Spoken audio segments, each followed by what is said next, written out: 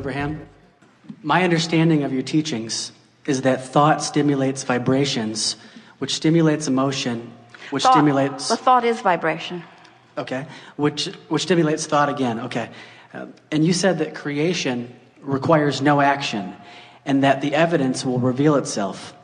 So here's my question. That's mostly right. Thought and vibration are one and the same. And a practiced thought is a practiced vibration that equals a point of attraction. And if you keep it up for a little while, then it becomes the reality. But the vibration is where you're wanting to put the emphasis, and we are too. Mm-hmm. Mm-hmm. So most people would like enough monthly passive income to pay for their survival expenses in our modern day world so they can be free to express their creativity and fulfill their deepest desires unhindered by the motives of others. And money doesn't grow on trees. It only comes from other people. And the only way to get money from other people is to either steal it or to create value which people will pay for. So, if people just sit on the couch thinking about what they desire, the money, and asking for the money, and giving off the vibrations, and feeling the emotion of receiving that money, that which they ask for, but they take no action to create any value which people will pay for, then how is their income and money just going to come to them if they take no action? Well, the flawed premises that you just spewed are abundant there. And first, here's the biggest assumption that you are making, that as we resolve it, it will be easier to hear everything else. The first really major flawed premise in what you spoke here is that value only comes from action. And it's interesting that we found you in this crowd right on the heels of this soliloquy that we were just offering here, because everything that we just were spewing for the last several minutes was about the value, the enormous value of hooking up with the energy that creates worlds. What is economy anyway? In other words, who gets to decide that what you do for a living is only worth $8 an hour, and while what that one does for a living is worth $50 an hour, and while that one does for a living is worth $10,000 or $10 million an hour? Who gets to define that value anyway? It's not very well defined, is it? And yet, to listen to what you were saying there, it made it sound like that's all been stabilized, and it isn't. In other words, where did your economy come from? Just a few hundred years ago, on this continent, you were trading beads and shells and a little bit of minerals. That was your basis. Jerry talked about the gold standard. He remembers when the gold standard was $35 an ounce, the gold standard. And everything was supposed to be sort of measured against that gold standard. There are no standards like that remain consistently. Who gets to define value? You're going to come round to understanding that the only true value that you can ever reap the reward from or experience the benefit of is the value of alignment with this energy that creates worlds. What kind of monetary value do you put on that? Do you ever hear anyone say, well, I've been so well for so many years, and there are so many people out there who are sick, and I've been using up all the wellness value for so long that I've decided that I'm going to be sick for a while to allow more sick people to be well, because I've been getting more of than my fair share of wellness. You never say that, because that value, you don't see it as a pile of something that can be divvied out. You accept that as a vibrational relationship in some way. You haven't really defined it. Humans say, well, that one's just unlucky in sickness and that one's just lucky in wellness. But it's not like that at all. There is a vibrational abundance that is being realized by some and denied by others, but they are all doing it to themselves, you see. There's not a big pile of resources that you're divvying up. Somebody didn't set the monetary fiscal standard for the universe, and there it all is out there, and now you have to steal it or trade it. That is so old news This is a vibrational reality that you are moving into, and it is thought and alignment. Who do you think was paid for this earth that is now congealed and spinning in its orbit? Who was paid for that? Who scraped that value together, and who was paid for it, and who tends for it in its orbit? In other words, there are so many things that you can't begin to explain through a platform like the one that you just presented to us here. And that platform is not serving anyone at all, you see. So now, we get while you got, in other words, this is common wisdom. In other words, there isn't anything that you said. You didn't just make it up. A whole lot of people believe that. But now read it to us again, and we're going to pick it apart line by line so that you can feel what we're getting at. Just start again. Okay. My understanding of your teachings is that thought stimulates vibrations. All right, so now we've amended that. Thought and vibration. Thought is vibration. And law of attraction brings more thought to it. So when I think this thought and I hold the frequency of it for as little as 17 seconds, another thought like it is going to join it. And you're calling that stimulation of thought. And we say yes. When you keep a vibration going, law of attraction is going to make it bigger and bigger and bigger. Whether it's something wanted or unwanted, it will get bigger by focus to it. And so you don't have to do anything. You can just sit there and sit in a chair and focus like this. And money's going to come. But wait. Don't get there too soon. Focus, but focus is doing something. Focus is harnessing the energy that creates worlds. In other words, that's like saying, you don't have to do anything. You just have to focus. And then the world will come into being. Somebody did something. Somebody did something. Somebody focused. Focus has value. Continue.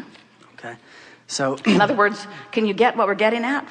Don't discount. You're saying, I'm just going to sit and do nothing. Well, focusing. You can sit and focus out of the vortex and your life won't change at all. You can sit and focus in the vortex and your life will change magnificently.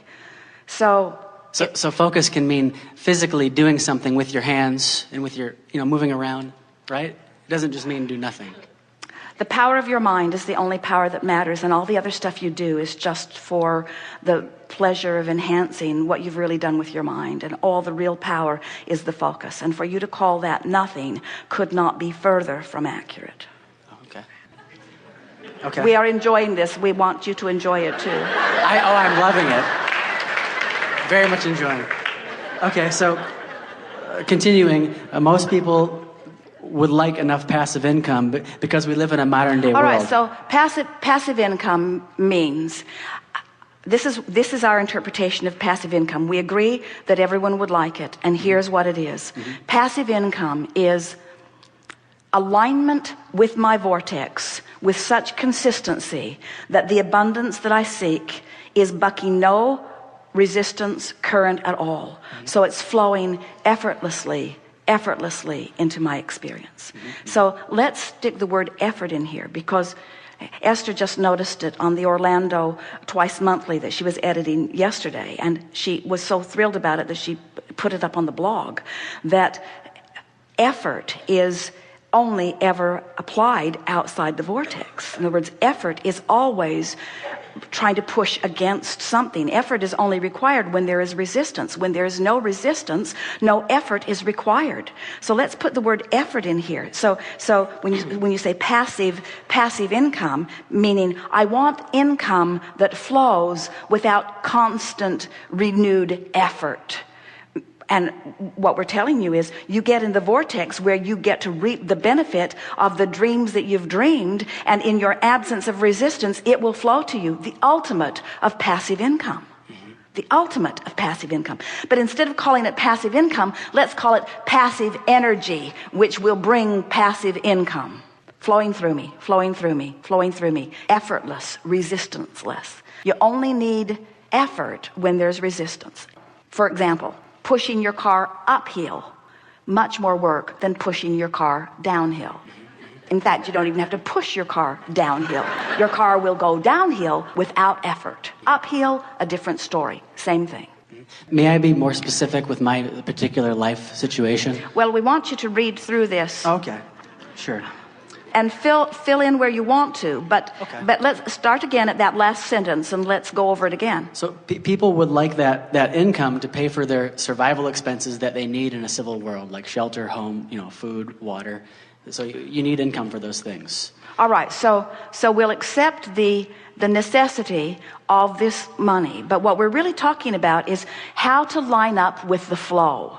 In other words, how do I line up with the flow? You don't have to justify why you need it. How do I line up with the flow? And the way you line up with the flow is through living life. You said, I want some for this, and I want some for this, and I want some for this. And when you ask, it is given. In other words, all cooperative components have already been assembled. So when you find a way of no longer being uncooperative, now this money flows to you in a passive, non-effort, ease and flow way, and apply it wherever you want it. It will flow.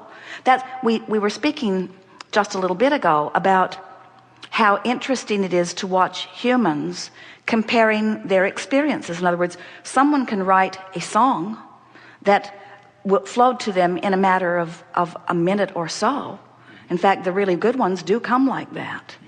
And they can produce it and make so much money, where a person applying themselves at their endeavor only got a fraction of an hour's worth of work done. In other words, the comparison between the application of life in those two instances is unfathomable, the relationship difference. You see what we're getting at? It's not about the action that you offer. It's about the alignment with the dream. It's about the alignment with the real resource. We're talking about tapping into the energy that creates worlds and flowing it through your experience. And a really good place to start is to look around at the vast differences in the way people are living their lives. The people that are working the hardest in terms of action are receiving the least, and the people who are working the least are receiving the most. How do you reconcile that? Most don't. Most just say that sucks. Most just say there's injustice. Most just say, let's take the pie and split it up again. Let's take the pie and split it up again. Let's take the pie and split it up again. And it does not matter how many times you split that pie up.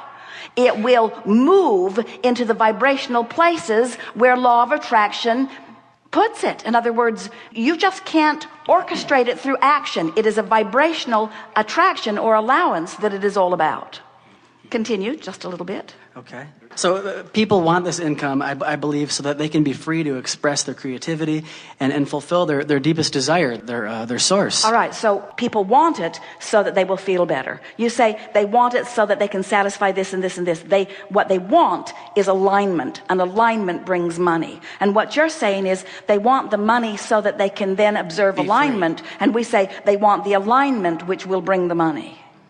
They want the alignment. What they want is the alignment. What you want is to be in love. What you want is to take a walk and feel your heart soaring. What you want is for music to move through your body. What you want is to be alive and brilliant and have good timing. What you want is to be clever. What you want is to love. These are the things that you want. What you want is alignment. All the other stuff is irrelevant. And when you go for alignment first, then all the other trappings have to fill in around it. It is law. Okay.